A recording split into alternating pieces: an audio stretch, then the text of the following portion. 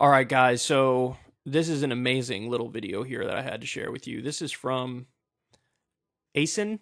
Asen, I never know how to pronounce his name, but this dude, he's got a great Twitter account.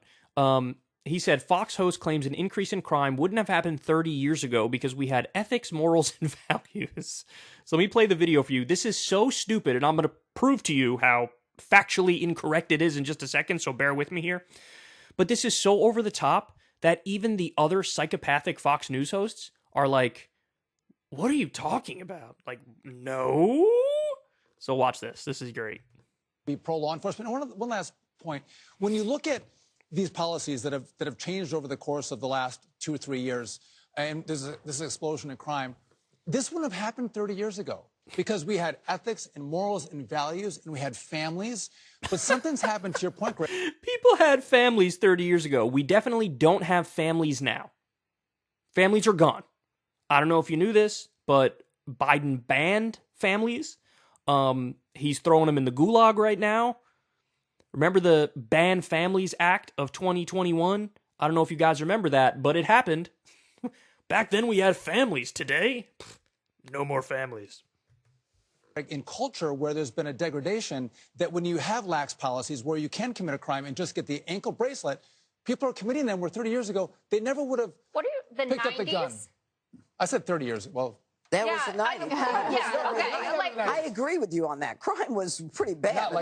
Not like this. So that's how we got the crime bill worse. that we all know about. Right, up next, suspected terrorist caught.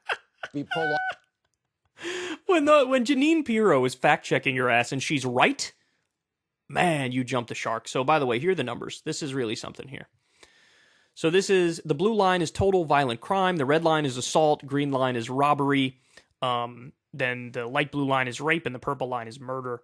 So, as you can see here, 30 years ago, on the dot, by the way, 30 years ago would be 1992. Let's look at 1992, right here. It was literally the peak of violent crime. There was a giant crime spike in the 90s, which, by the way, led to the crime bill. Like, that was one of the reasons for the crime bill. So conservatives have always been, quote unquote, tough on crime, right? But then what people don't know is back then, the Democrats would argue for tough on crime policies in the name of liberalism.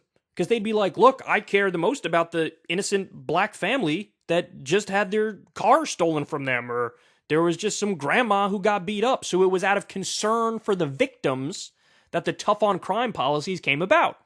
And so that's why Joe Biden was super tough on crime. Everybody knows that. But unfortunately, what they did is they overcorrected, and they even were locking up non-violent drug offenders. And so they took people who weren't violent and threw them behind bars. And so, of course, I mean, that's a huge problem. It's a problem from a civil liberties perspective and a rights perspective. But there was a huge spike in the 1990s. The crime was way worse back then than it is now. And he's like, back then we were good because we had morals, ethics, values, and families. They never would have done that back then. They were doing way worse shit back then. Now, by the way, there is an academic question. Hey, how did this happen? What led to the spike in crime? And there's a whole bunch of different theories out there. Some of them are really interesting and unique. Like, they said there's like a direct, now correlation doesn't equal causation, but I've heard that there's a direct link between when they got rid of leaded gasoline, crime plummeted. And so the theory was like, the lead in the air was like actually poisoning people and messing with their brains and making them more aggressive. So I don't know the specifics on that. If that's something you're interested in, you can go look it up and read about it, on your own. But I'm just letting you know there's a whole bunch of different theories as to why there was such a giant crime spike in the 1990s. But there has been, a steady decline.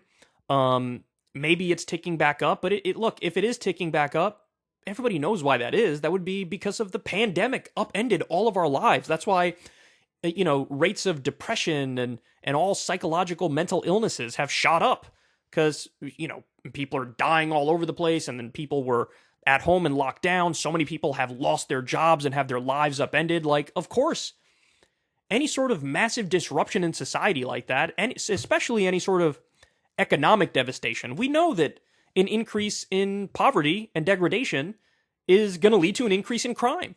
I mean, of course that's going to happen. So, but this notion, like back then we had morals and values. We had ethics, morals, and values. What does that mean? What does that mean? In 1990, everybody was like, murder is wrong and robbery is wrong. Violence is wrong. I have morals and ethics and values. And then fast forward to 2022 and people are like, I've lost my morals and my ethics. Wait, is murder wrong?